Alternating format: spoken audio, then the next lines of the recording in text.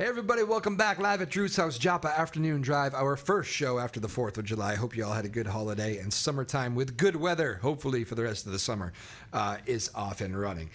With that, we bring in one of our favorite guests of the show, a Newburyport boy, now coaching basketball at St. John's Prep in Danvers. He's been a good friend of the show for, I think, all the way to the beginning, 5-6 years now. So Dave Clay is in the house. How are you, Coach? What's going on? I'm great. How are you? Doing good, man. Long time no see. I've been missing you here. I miss you. I miss you all last year. I love the St. John's Prep. That's a great looking shirt there. Yeah, they treat us good over there. It's nice. Good. Well, first year in the book. Well, let's actually talk summer a little bit first, because I know you're literally coming off a summer camp that you just had a lot of fun with, and actually some stars came out to the end, huh? Yeah. We just finished up a Eagles Edge / Pat Connaughton Foundation camp, and where's that? It was at St. John's Prep. Okay. And we had over 180 kids. Yeah. And it was just amazing to see the connection that Pat had with the kids at the camp, and how he engaged with them. It's not like a camp where you go there and the star disappears for a while. Yeah. He is so engaged, so involved, and he just pours himself into that because he knows it's a big fundraiser for his foundation, which provides opportunities to athletics for kids. Nice. He's with the Bucks still? Yeah, Milwaukee Bucks. Okay, cool. And he went to the Prep. Yep, he did. That's right. Yeah, I always remember that he was where was he from? He was from Arlington. Arlington. Okay, I remember all those local ties. Man, what a player he turned out to be. Wow. Yeah, honestly. Yeah, I mean, he was a good college player too. But I don't think I ever thought he'd be that good of a pro. But no, it's actually amazing what 1 week can do for you. And he had a great weekend, his junior going into the senior summer. Yeah. At a AAU tournament down in Orlando. Oh, okay. And I think one game he had like 33 points, 10 rebounds, and the right coach was there watching him. Yeah. And the offers started pouring in. Yeah. But he had already had multiple offers for baseball. That was his. That's right. He was a two-sport. Yeah, that's right. So wait, and he landed where again? College? So he went to Notre Dame. That's right. Yeah, where Mike Bray. Yep. Yeah. Okay. Where he coached. Oh no, not wow. Where he played he played basketball and baseball. Yeah. And then his third year at Notre Dame, he got drafted by the Baltimore Orioles. Wow. In the 4th round, and but he wanted to still pursue his NBA dreams. And wow, good call. It worked out. Oh yeah, both ways. Yeah. Yeah, Jeff Goodman. I remember he's a Newburyport guy. I know awesome. you're good friends with him. He raved about him. I remember when he was on the show. Just great kid and all that stuff. So, not so much a kid anymore, but he's a veteran now, right? He's like 30. Yeah. Yeah. He's younger than me, but oh, that's cool. Well, very good. And how'd the camp go? I mean, you used to do all these things Newburyport. I know you're carrying it over to the Prep too. And it's a passion of yours is working with the young kids. I know. No, I love it. It's where you can build some strong relationships and just get to see kids learn to love the game, and if they leave that camp loving the game, and we've done a good job. Yeah. It's good summertime pastime. But you had one of the former, not a former Celtic, a current Celtic guy there as well. Who was that story?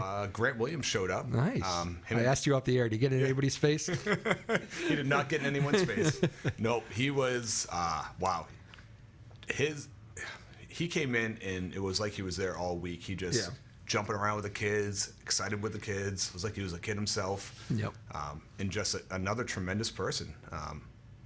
I mean, I was amazed that, you see stars and all that stuff, and you assume they're just standoffish. But, wow, I was totally wrong. He was very engaged with the kids, doing as much as he could. He had I think he just had surgery on his hand, so he couldn't do much. Yeah. But the kids were thrilled to see him. That is cool. Yeah, and I got to watch a lot of him, some big moments here this last postseason. Sometimes with those guys, it's just, I mean, the kids thing they get really comfortable with just because it's like, it's for the right reasons. It's like, those stars, I always say, like, if you just treat these stars like normal people, they tend to feel better about that. Yeah, oh yeah, absolutely. It's when you have the people that are sprawling over them and running after you. It gets weird, but that's cool. So the summer camps are in the books. Very good. Early summer camps. You'll probably do more stuff as we go. But first year at the Prep, I know record-wise, it's not what you're used to in your coaching tenure. A little bit of a rebuilding aspect going on. But how do you summarize that as coach of St. John's Prep year one? Oh, it was a learning experience. You takes a deep breath. No, it was the game was faster paced. The competition was extremely more just much more difficult. Yeah. But the kids were so nice, and I couldn't ask for a better group of kids to walk into my first year. And it was just the level of competition and the coaches I'm coaching against now. It's just I just gotta. I got to get better myself. What it comes down to. Yeah, it's funny you said that. The first year group, because I remember we talked about the Newburyport first year group, and you always had a kind of a special place for them because it's like they started. We're in it together, and you get them for 4 years. And I'm assuming you probably have the same feeling about this first group at St. John's Prep as well. Yeah. No, they're a special group. I wish I had more time with them. It was just you get to. I got the job in November, late October, so I didn't get to build those relationships that allow me the opportunity to really coach them hard, hold them accountable and love them, and that they knew I cared about them. So that was a little tough. But this group I have coming back are just, wow! I'd let any one of them. They're too old right now, but my daughter kind of is. I'd welcome them in my house and say, please. They're great people. I know. I just know you were keeping tabs on the Newburyport boys as well. So many of those guys, you spent years with. What was it like watching those guys from afar? Oh, it was tough. Yeah. It was tough. I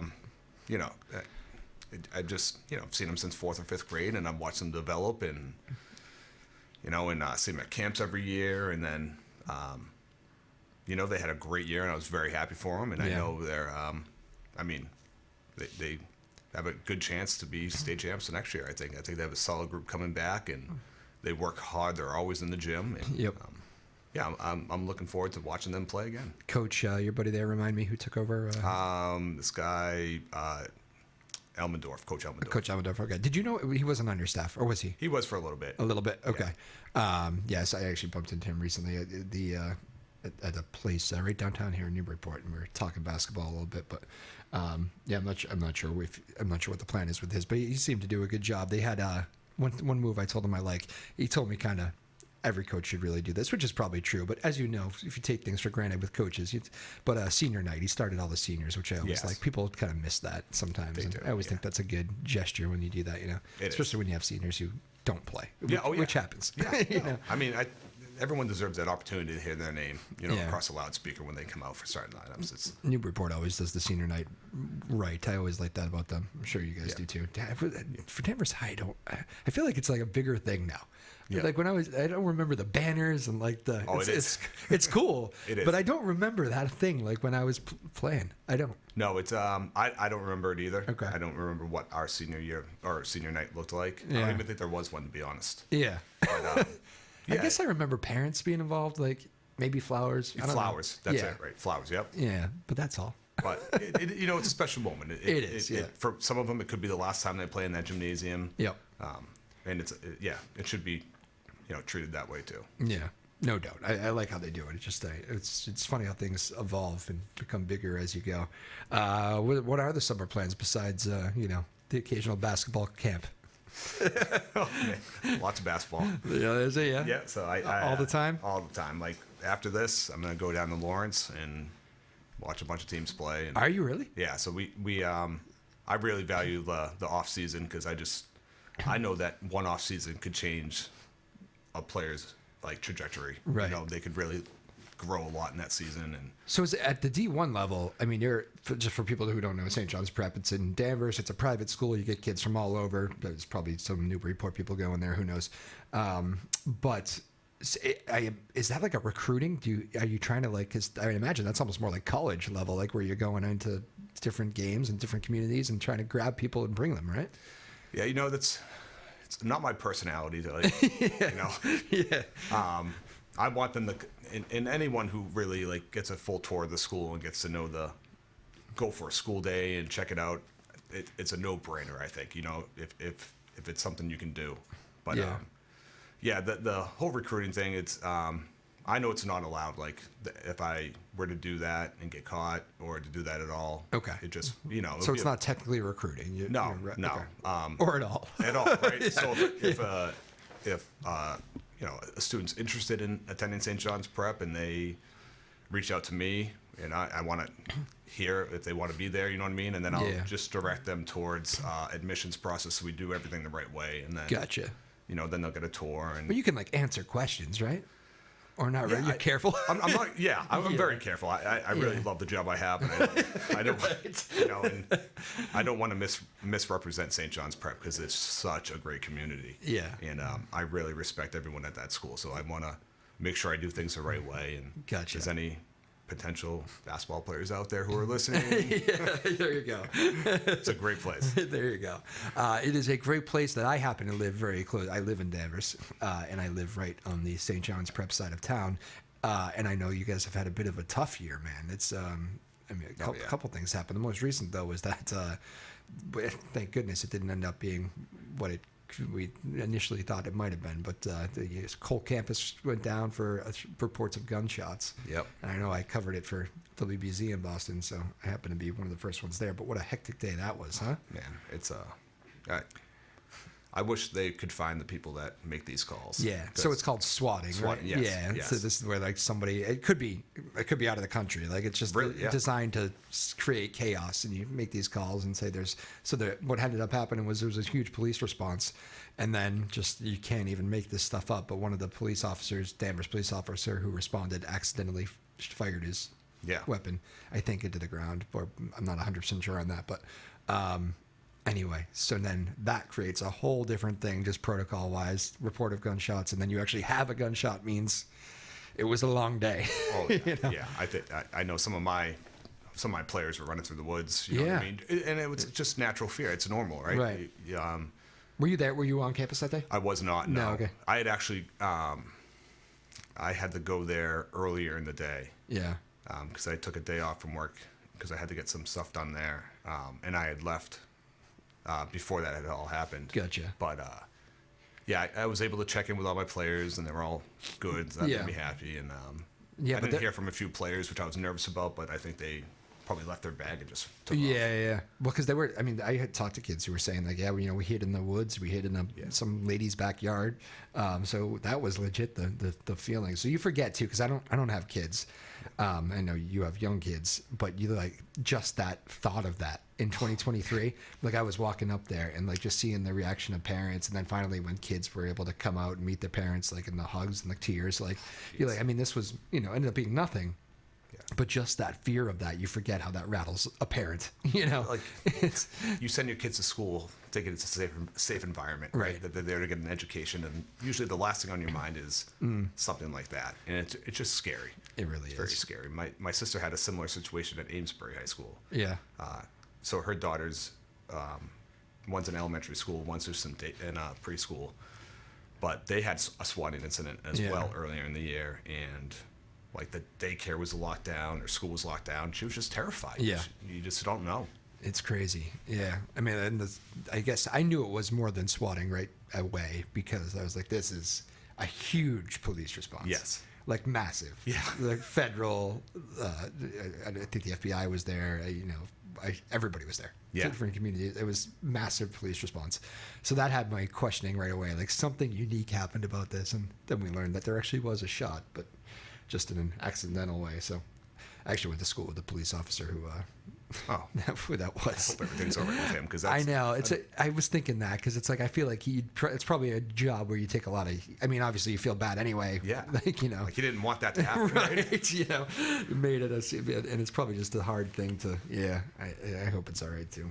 But it happens. You move on. But that was a couple of months ago. So the school year closed pretty strong. Yeah, you know what's.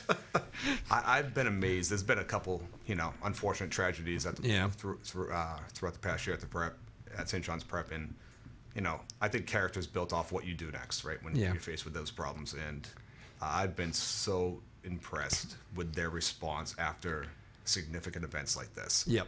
It is. I thought I knew what community was. Yeah. And then I went to that St. John's Prep, and they defined community. Like, they just care so much about their students and their well-being. And they take good care of them. It's nice. It's nice to see. It seemed like all the parents, even in those hard situations like that swatting incident, they were just giving the school so much credit.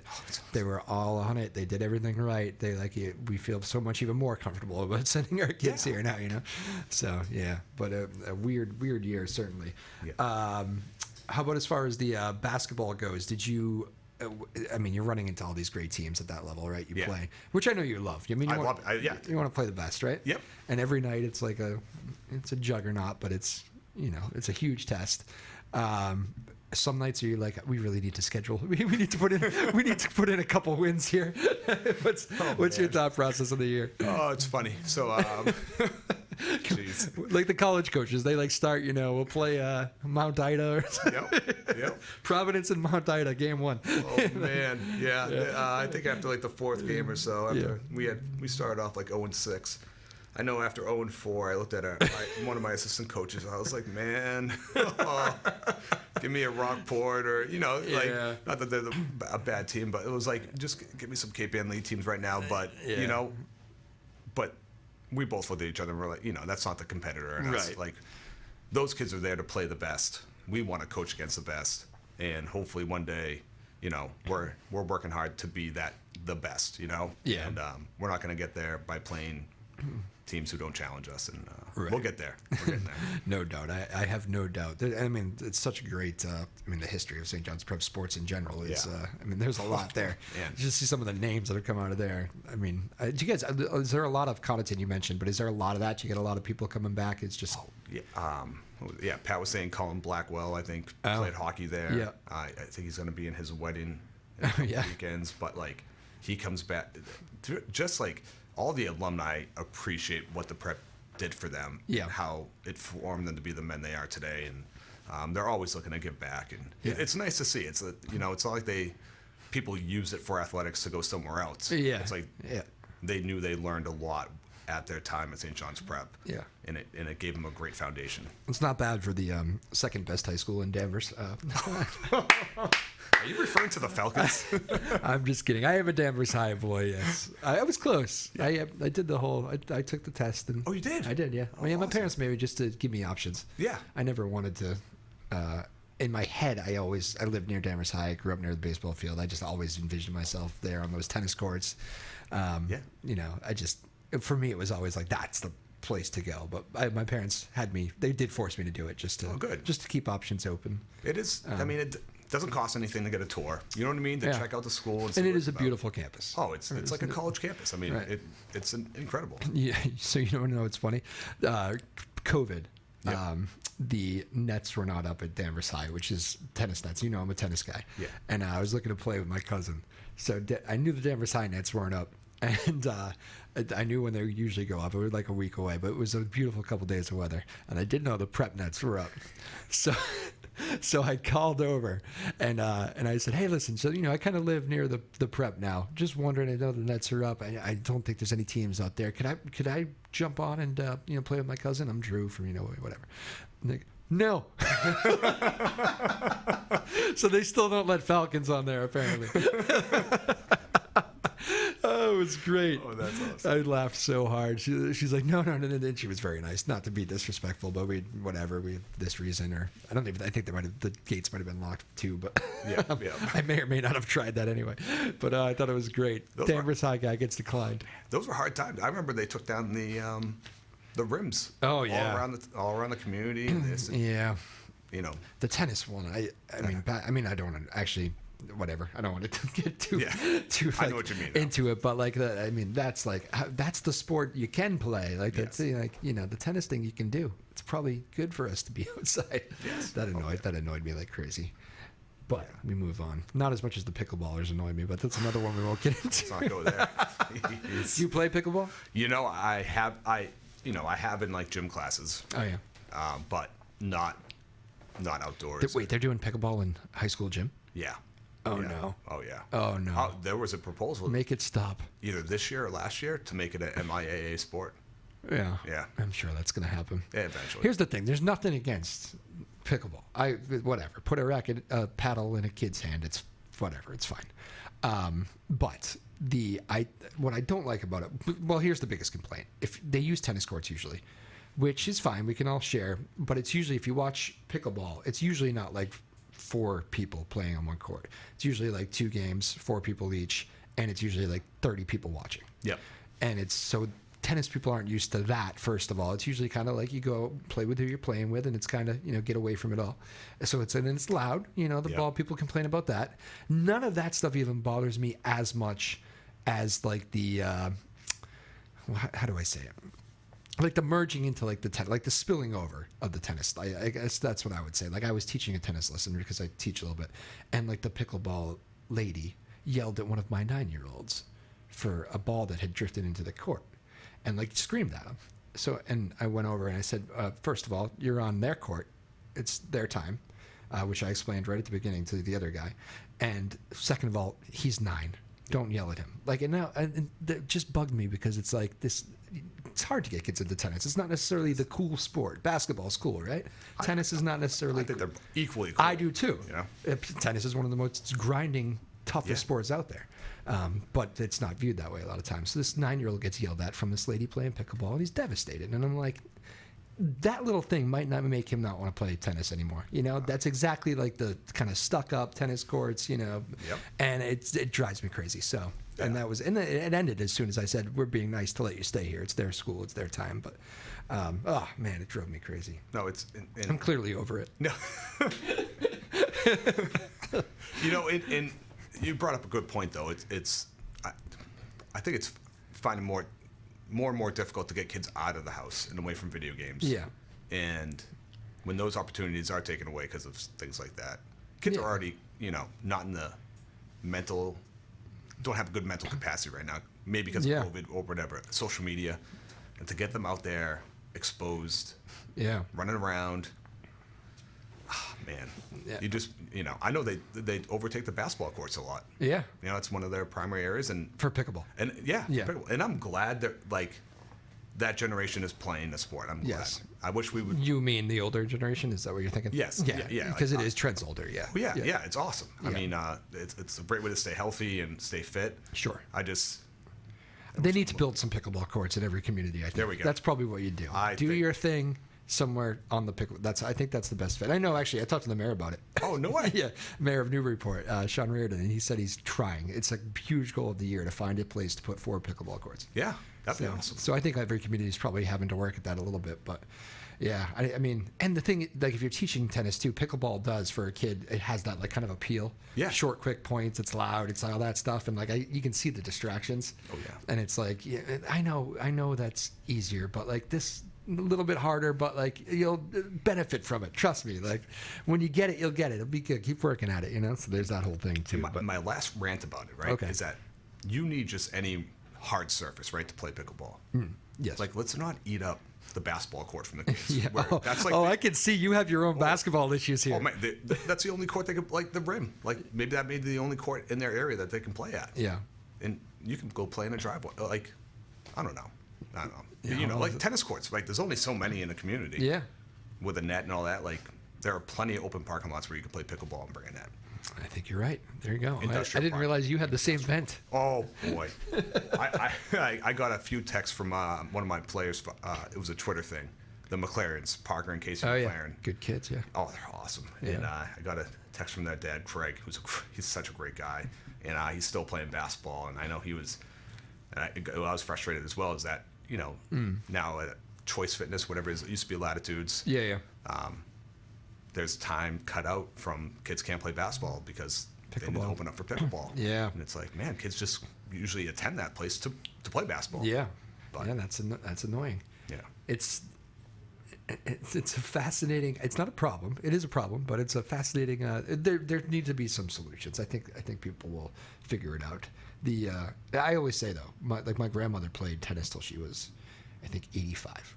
That is awesome. And she, at the end, it's not necessarily for the game; it's for social. But I mean, she was getting out there, and it was just. That's how I got into tennis. I used to watch Wimbledon up at the lake in Maine, which is starting next week. I used to be in Maine, and just for my summers, and we'd watch Wimbledon with my grandmother, and that's how I got into tennis.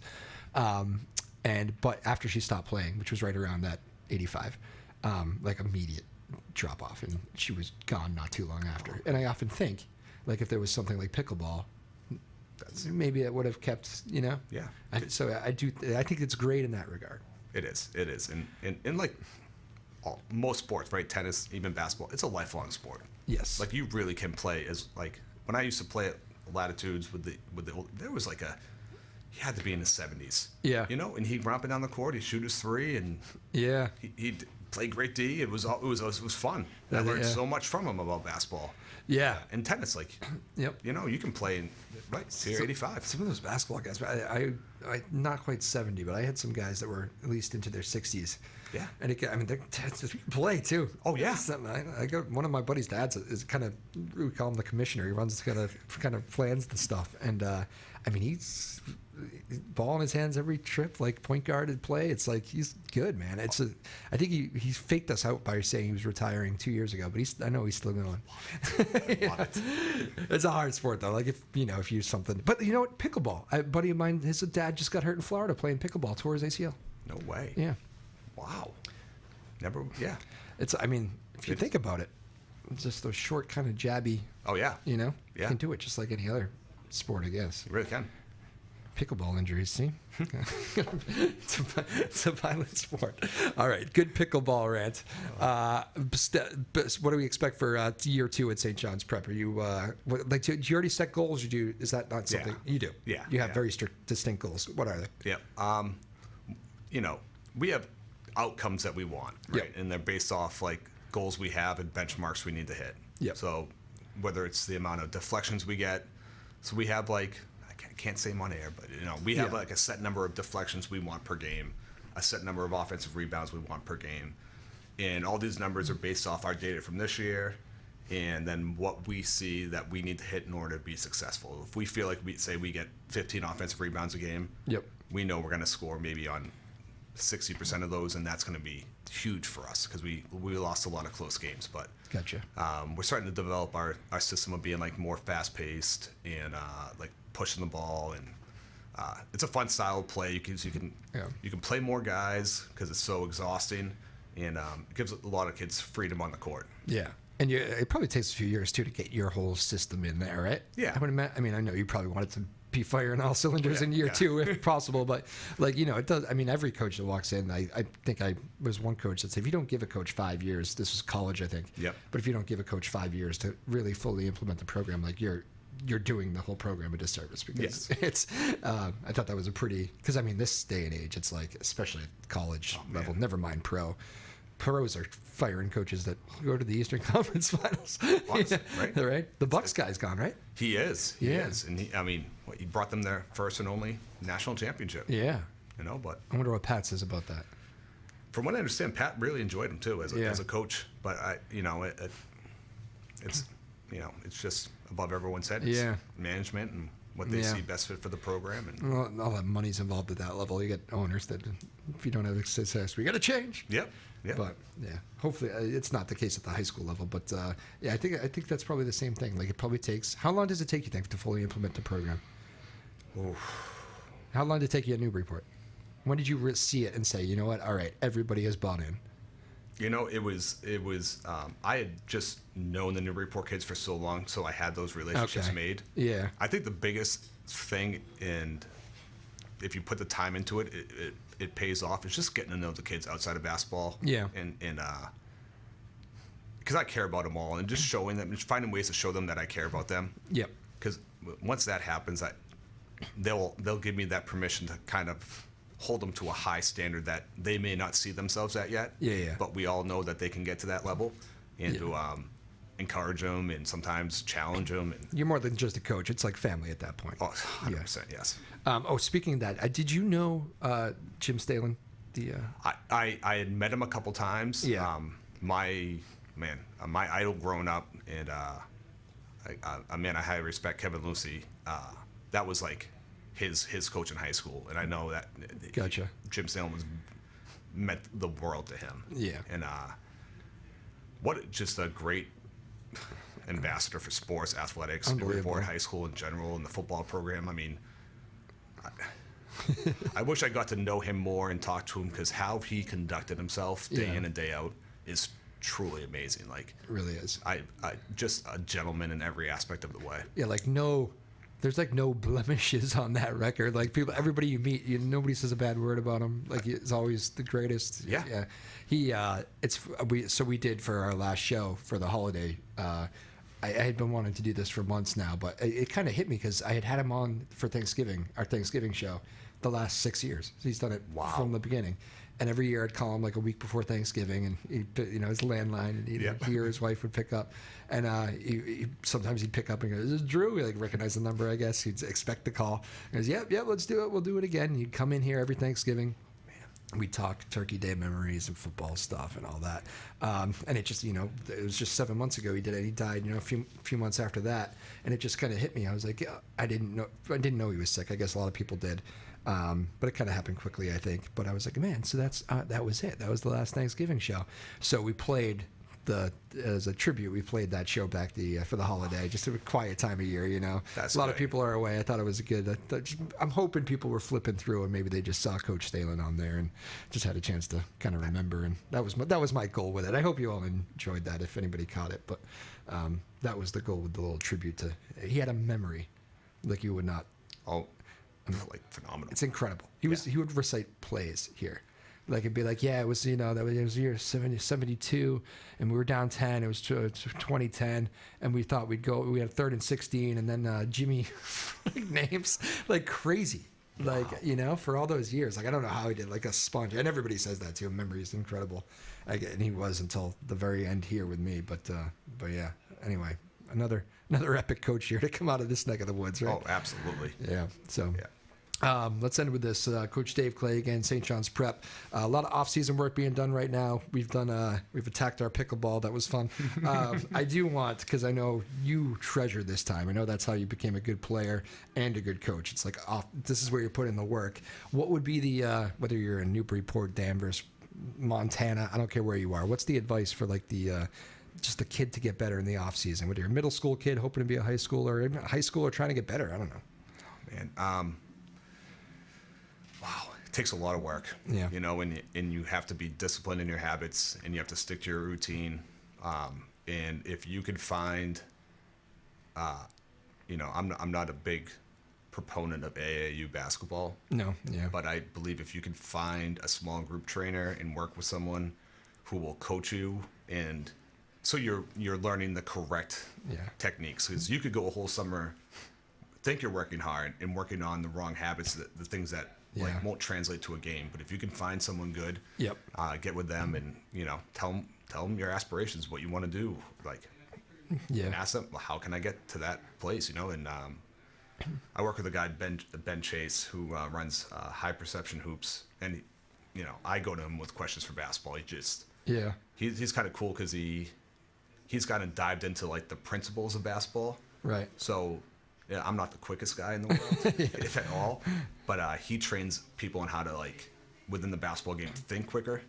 So if you can think quicker, you're going to play quicker because you're thinking faster than your opponent. Nice. So you don't have to do the quick foot ladder every day, but if you can, know where to move and when to attack and when not to attack and when to shoot and when not to shoot, it just speeds up your game. And finding good people to play with, and then challenge yourself, right? Like I used to take the train into Boston, and I remember they must have laughed at me when I showed up, but I was like maybe the only white kid there. And you just would take the train into play? Yeah. Oh, no kidding. And I looked up, like, I went to the Fens, and the first 2 times I took the train in, the first 2 times I got there, didn't get to play at all. I just sat on the side dribbling. And finally, one Saturday morning, I think someone got hurt. They needed someone for like a quick 2 points, or like they had 2 points until the game ended. So I hopped in, and all I did was just pass the ball. I didn't look to shoot, didn't look to score, played the best defense I could. That can get you a long way. Yeah. And then after that, like, they saw that I like knew the game and understood my role with them, so they let me play the next Saturday more. And then like I got in with them, and I got to play a lot, and now I was playing kids who were like much faster than me, more talented than me. Yeah. And when you're playing with that level, you have no option if you're a competitor but to step up. Yeah. And I got faster because I played them. And you never told me. I never knew you did that for that. How old were you then? It was my junior going into the senior year. Really? Yeah. Wow. Yeah. Taking the training just to kind of It's like some of that city toughness too. I mean, Don't get me wrong. I was like scared. Like I definitely looked up where to go and like. Did you do that on your own? Yeah. Really? Yep. No kidding. That's something. I'm glad we stumbled upon that story. No, I mean. Make you better? It definitely made me better. It's great playing in different areas because you just learn different styles of play. Right. And the old timers there who are just watching and you sit with them, they'll teach you more about the game than you can learn in a season sometimes because they just want to help younger kids get better and they want to share their experience and their information. Well, you must add instant respect too, because they were right. That's not an easy thing to do. Just go to it's probably a group that's pretty tight. Everybody knows each other. And who's this guy that took the train? Yeah. Who's this little 150-pound 5'10" kid showing up? Yeah. Oh, you're from Newburyport. Sure. Oh, yeah. Okay. Yep. You just sit there and dribble. Yeah, exactly. That is hilarious. But the environment was awesome. Yeah. And, so it was cool just to be in the presence of all those players because there were like some college players there, and it was cool. Yeah. And yeah.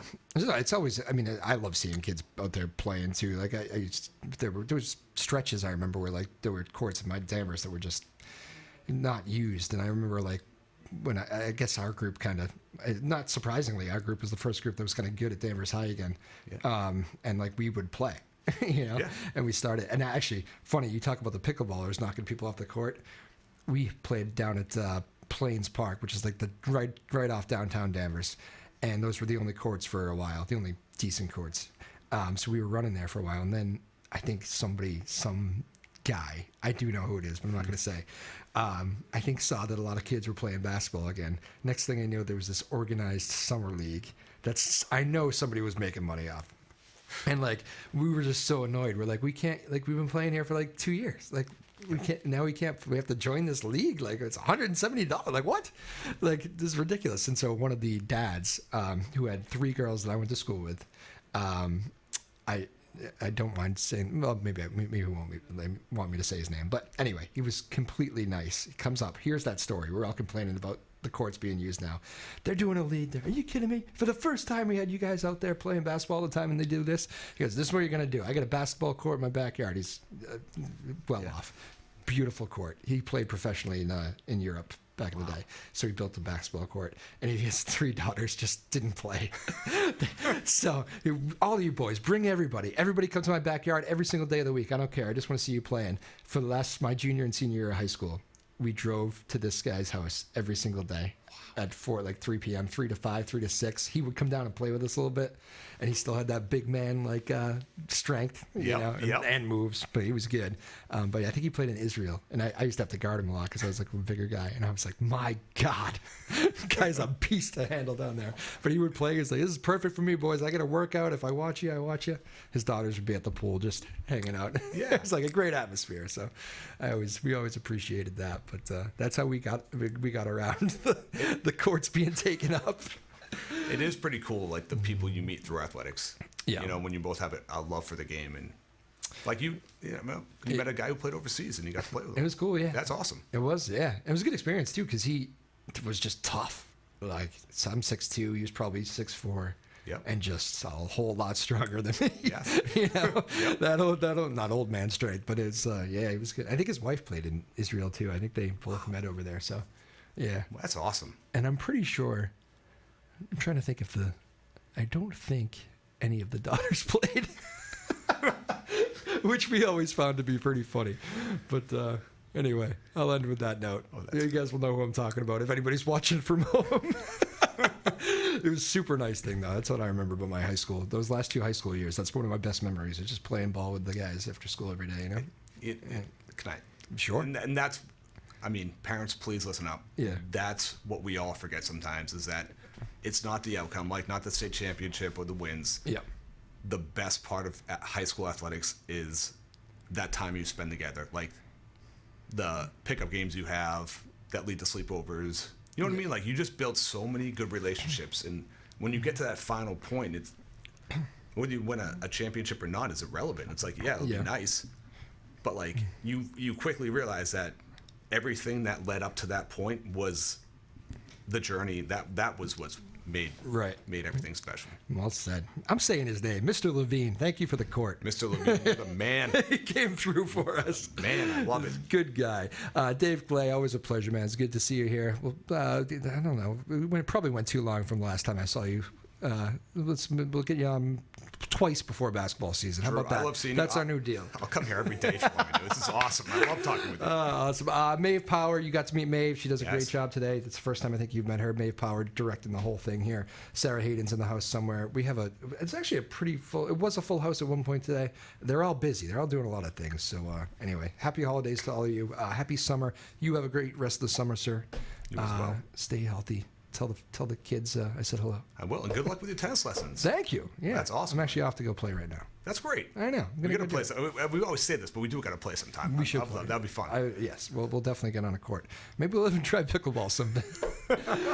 Dave Clay, thank you, sir. Live at Drew's house, Joppa Afternoon Drive. Thanks, everybody. We'll see you next time.